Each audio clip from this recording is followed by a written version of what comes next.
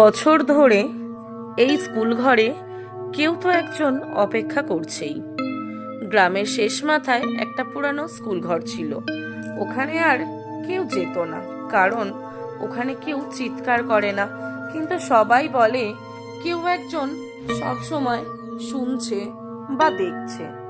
রাত হলে স্কুল ঘরের জানালা খুলে যেত নিজে থেকেই, হাওয়া ঢুকতো, কিন্তু সবচেয়ে অদ্ভুত ব্যাপার ছিল ভেতর থেকে মাঝে মধ্যে খাতার পাতা উল্টানোর শব্দ আসতো। একদিন নতুন মাস্টার মশাই এলেন।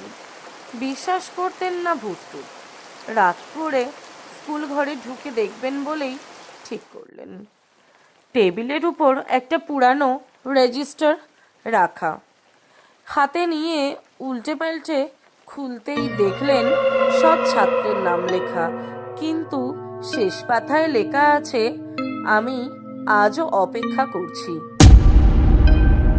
ঠিক তখনই পেছন থেকে খুব আস্তে একটা শব্দ এলো, স্যার খাতা দেখবেন?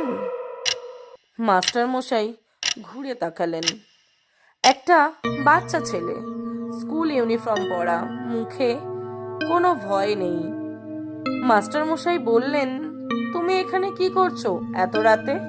ছেলেটা কিছু বলল না, শুধু নিজের বুকের দিকে আঙুল তুলল, যেখানে একটা গভীর ক্ষত।